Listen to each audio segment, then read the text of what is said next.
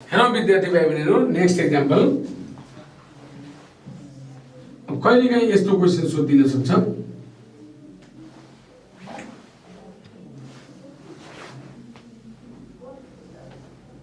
OPQR मानौ यो 110 degree दिएको छ। Find the value of y भन्यो। y को भ्यालु निकाल भन्यो। अब यस्तो क्वेशन पनि हामीलाई धेरै पटक सोधिसकेको छ। हेरौँ त विद्यार्थी भाइ बहिनीहरु, अब यो OPQR प्यारालोग्राम होइन। यदि प्यारालोग्राम भइदिएको भए y = 110 डिग्री लेख्न पाउँथ्यौं, किनभने opposite angle of parallelograms are equal. प्यारालोग्रामको अपोजिट एंगल जहिले पनि बराबर हुन्छ, तर यो OPQR प्यारालोग्राम होइन। अब हेरौँ त विद्यार्थी भाइ बहिनीहरु, यो एंगल भनेको इन्स्क्राइब्ड एंगल, अर्थात यसलाई हामी सर्कमफेरेन्स एंगल भन्छौं। एंगल PQR यो सर्कमफेरेन्स एंगल कुन आर्कमा बनेको छ? यो सर्कमफेरेन्स एंगल भनेको यो कर्ड र यो कर्डले बनाएको एंगल हो। यो कुन आर्कमा बनेको छ? PR आर्कमा बनेको छ। त्यही PR आर्कमा बनेको हामीले अर्को सेन्ट्रल एंगल खोज्न सक्यौं भने एउटै आर्कमा बनेको सेन्ट्रल एंगल इन्स्क्राइब्ड एंगलको डबल हुन्छ। अब हेरौँ त, यो एंगल पनि सेन्ट्रल एंगल हो, तर यसको आर्क के छ? हेरौँ त विद्यार्थी भाइ बहिनीहरु, यसो आर्क भनेको PQR हो। यो इन्स्क्राइब्ड एंगल जुन PR आर्कमा बनेको छ, तर यो y सेन्ट्रल एंगल जुन PQR आर्कमा बनेको छ। एउटै आर्क नभएको कारणले गर्दा हामीले y = double of inscribed angle लेख्न पाउँदैनौं। त्यसो हुनाले यसलाई सल्भ गर्ने दुईटा तरिका छ। एउटा तरिका हेरौं विद्यार्थी भाइ बहिनीहरु, यो इन्स्क्राइब्ड एंगल PR आर्कमा बनेको छ। यही PR आर्कमा बनेको सेन्ट्रल एंगल भनेको यो एंगल हो। यो एंगल POR, यसलाई हामीले भन्नु पर्दा चाहिँ अब यो एंगलको नाम POR, यो एंगलको नाम पनि POR।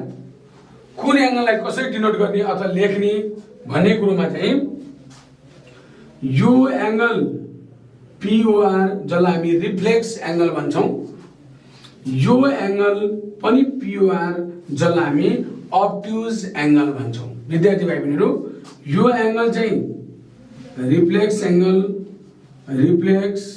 एंगल POR जुन यो एंगल हो, मैले यहाँ देखाइरहेको छु विद्यार्थी भाइ बहिनीलाई, र यो भित्रको y त्यो भनेको ऑब्ट्यूज एंगल POR जसलाई y ले डिनोट गरेको छ। यो एंगल ऑब्ट्यूज एंगल, ठूलो एंगल हामी रिफ्लेक्स एंगल भन्छौं। अब यो जुन रिफ्लेक्स एंगल हो, हेरौं विद्यार्थी भाइ बहिनीहरु, यो जुन रिफ्लेक्स एंगल हो, यो एंगल जुन मैले यहाँ देखाइरहेको छु विद्यार्थी भाइ बहिनीहरु, यो रिफ्लेक्स एंगल सेन्ट्रल एंगल कुन आर्कमा बनेको छ? PR आर्कमा बनेको छ। यो 110 डिग्री इन्स्क्राइब्ड एंगल पनि केमा बनेको छ? PR आर्कमा बनेको छ। त्यसकारण चाहिँ इन्स्क्राइब्ड एंगल र सेन्ट्रल एंगल एउटै आर्कमा बनेको छ भने जहिले पनि सेन्ट्रल एंगल इन्स्क्राइब्ड एंगलको डबल हुन्छ। त्यसैले हामी के लेख्न पाउँछौं विद्यार्थी भाइ बहिनीहरु? अब यो एंगलको नाम के त विद्यार्थी भाइ बहिनीहरु? रिफ्लेक्स एंगल POR = यो सेन्ट्रल एंगल हो जसको आर्क PR छ, यो इन्स्क्राइब्ड एंगल हो जसको आर्क PR छ। त्यसकारण चाहिँ डबल अफ एंगल PQR लेख्न पाइन्छ। यसको रिजल्ट लेख्नुपर्छ विद्यार्थी भाइ बहिनीहरु। यो POR किन यसको डबल हो भन्दा the relation between central angle and inscribed angle, अर्थात 2 * PQR भनेको 110 डिग्री, अर्थात 110 * 2 भनेको 220 डिग्री। यो एंगल हामीले कति निकाल्यौं? 220 डिग्री निकाल्यौं। अब विद्यार्थी भाइ बहिनीहरु, यो एंगल प्लस यो एंगल गरी जम्मा कति डिग्री हुन्छ? हेरौं त विद्यार्थी भाइ बहिनीहरु, यो एंगललाई y ले डिनोट गरेको छ। यो एंगल प्लस यो एंगल गरी जम्मा कति डिग्री हुन्छ? 360 डिग्री हुन्छ। हेरौँ त, यो गर्दा एउटा कम्प्लिट रोटेसन बन्छ। त्यसको भ्यालु भनेको त्यो दुईटा एंगलको सम भनेको 360 डिग्री हुन्छ। त्यसैले हामी के लेख्न पाउँछौँ भने reflex angle POR plus obtuse angle अर्को पनि POR is equals to 360 degree. के कारणले 60 डिग्री 360 डिग्री हो भन्दा बीइङ वन कम्प्लिट रोटेसन अथवा फुल टर्न भनेर लेख्नुपर्छ। यसको रिजन भनेको बीइङ वन कम्प्लिट रोटेसन भनेर लेख्नुपर्छ। अब हेरौँ, अब त्यो दुईटा एंगलको भ्यालु 360 डिग्री। हेरौँ त विद्यार्थी भाइ बहिनीहरु, रिफ्लेक्स एंगल POR जसको भ्यालु हामीले निकालेका छौं 220 degree plus obtuse angle POR जसको भ्यालु y छ इज इक्वल टू 360 डिग्री। अर्थात y is equals to 360 plus 220 उता जाँदा माइनस 220 डिग्री हुन्छ। Therefore y is equals to 140 degree हुन्छ। यसरी हामीले y को भ्यालु निकाल्न सक्छौं विद्यार्थी भाइ बहिनीहरु। अब नेक्स्ट एक्जाम्पल हेरौं। कहिलेकाहीँ विद्यार्थी भाइ बहिनीहरु यस्तो क्वेशन पनि सोधिन सक्छ। हेरौं त,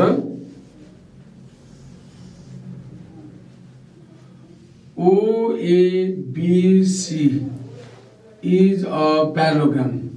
OABC is a parallelogram. यो parallelogram हो। What is the value of x भन्यो? x को भ्यालु निकाल भन्यो।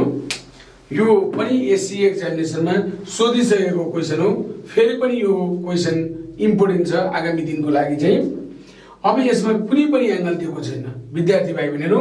अब हामीलाई यो क्वेशनबाट find the value of x भनेको छ र यसमा कन्डिसन भनेको OABC is a प्यारालोग्राम।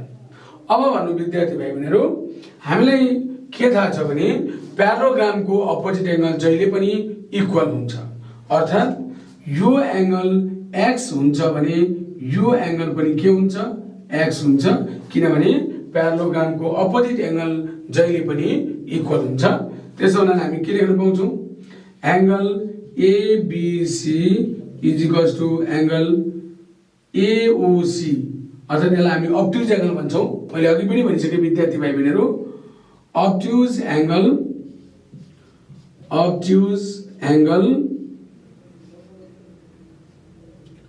AOC is equals to x। यसको रिजन भनेको बीइङ अपोजिट एंगल अफ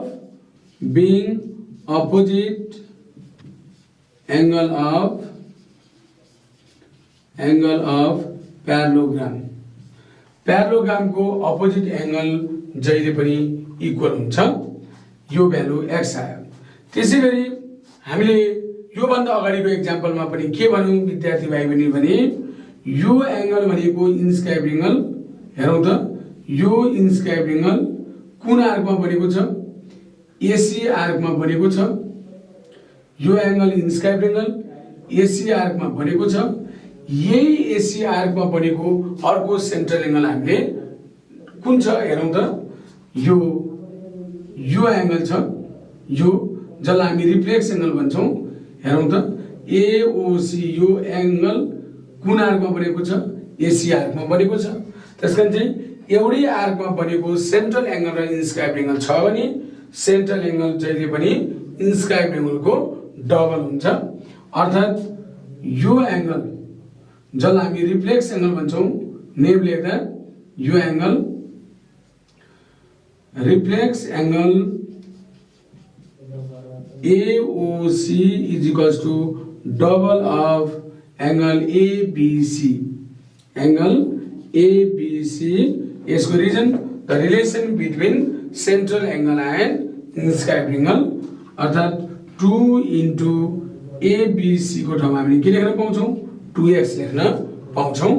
अब हेरौँ त यो एंगल 2x आयो, यो एंगल प्लस यो एंगल दुईटा एंगलको सम कति हुन्छ 360 डिग्री। यहाँ हेरौँ त विद्यार्थी भाइ बहिनीहरु यो पुरै एंगलको सम भनेको 360 डिग्री। Now reflex angle AOC, reflex angle AOC plus यो एंगल को नाम भनेको obtuse angle AOC, obtuse angle AOC is equals to 360 degree. यसको reason being one complete rotation अथवा फुल टर्न भनेर लेख्नुपर्छ। हेरौँ विद्यार्थी भाइ बहिनीहरु रिफ्लेक्स एंगल AOC जसको भ्यालु 2x हामीले निकालेका छौं प्लस ऑब्ट्यूज एंगल AOC जसको भ्यालु x छ इज इक्वल टू 360 डिग्री और 2x plus x 3x is equal to 360 degree और x is equal to 360 divided by 3। Therefore x को value कति हुन्छ हेरौँ त विद्यार्थी भाइ बहिनीहरु 360 डिवाइडेड बाई 3 120 डिग्री आउँछ। यसरी हामीले x को भ्यालु निकाल्न सक्छौं। अब हेरौँ विद्यार्थी भाइ बहिनीहरु नेक्स्ट एक्जाम्पल हेरौँ DEFC यसलाई प्रोड्युस गरेको छ। मानौ H यहाँ सेन्टर दिएको छ,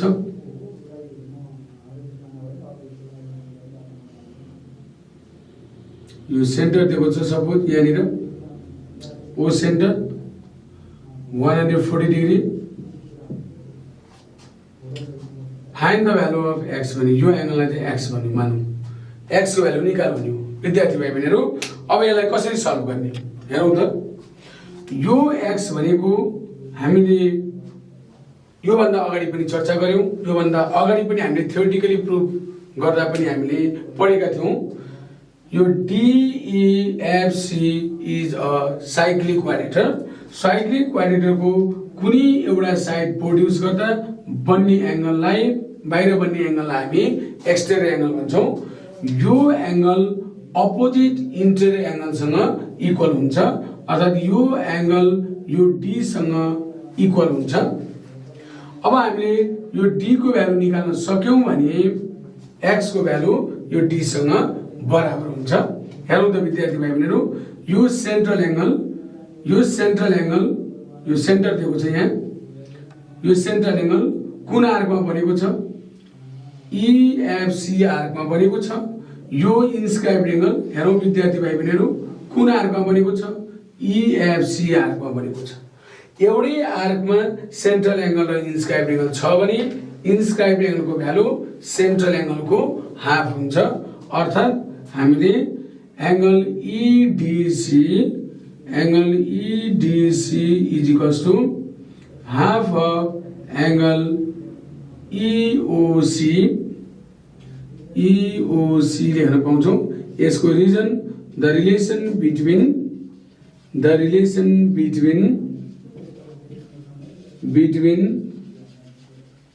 central angle and inscribed angle हेरौँ त 1/2 into EOC को भ्यालु 140 डिग्री अर्थात यो कति आयो 70 डिग्री। यो एंगल को भ्यालु 70 डिग्री आयो र यो x एंगल यो एंगल सँग इक्वल हुन्छ किनभने DEFC साइक्लिक क्वाड्रेटर हो। साइक्लिक क्वाड्रेटर को यो C अफ साइड हामीले प्रोड्युस गरेका छौं फिगर अनुसार भने यो एंगल अपोजिट इन्टर एंगल सँग इक्वल हुन्छ। त्यसैले हामी के लेख्न पाउँछौं एंगल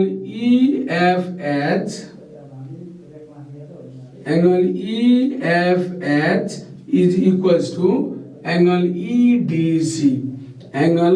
EDC यसको reason being exterior angle of angle of a cyclic quadrilateral.